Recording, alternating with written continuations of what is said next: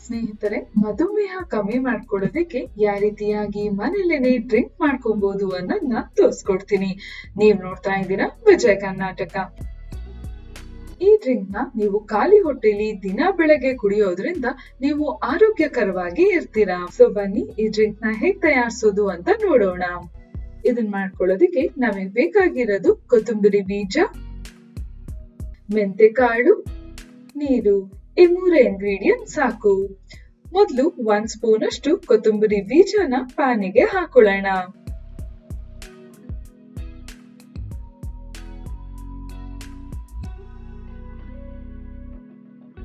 ಪ್ಯಾನಿಗೆ ಹಾಕಾದ್ಮೇಲೆ 1-2 ನಿಮಿಷ ಕಂದು ಬಣ್ಣ ಬರೋವರೆಗೂ ಫ್ರೈ ಮಾಡ್ಕೊಬೇಕು.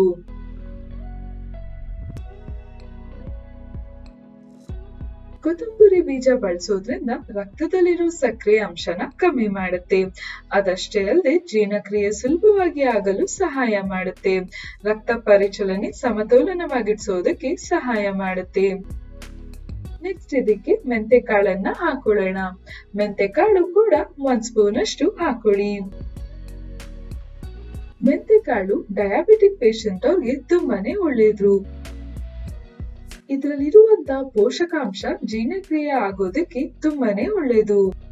ಅದಷ್ಟೇ ಅಲ್ಲದೆ ರಕ್ತದೊತ್ತಡನು ಕೂಡ ಕಮ್ಮಿ ಮಾಡುತ್ತೆ.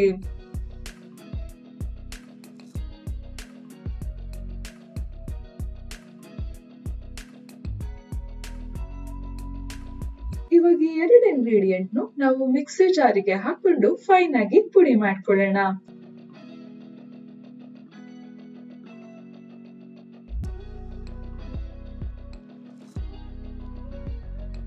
ನೋಡಿ, ನಮ್ಗೆ ಪುಡಿ ಸಿಕ್ಕಿದೆ.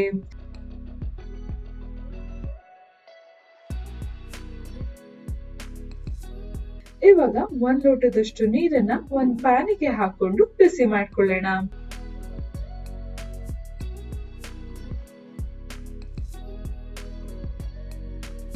ಆಮೇಲೆ ನಾವು 1 ಸ್ಪೂನ್ ಅಷ್ಟು ಈ ಪುಡಿನ ತಗೊಂಡು ಹಾಕೊಬೇಕು. ಆಮೇಲೆ 1/2 ಸ್ಪೂನ್ ಅಷ್ಟು ಈ ಪುಡಿನ ತಗೊಂಡು ಹಾಕೋಬೇಕು.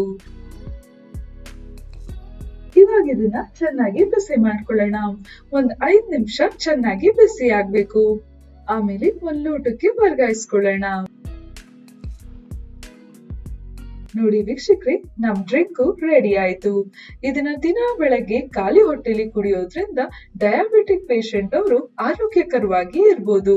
ಸೊ ನೀವು ಕೂಡ ಟ್ರೈ ಮಾಡಿ ನೋಡಿ.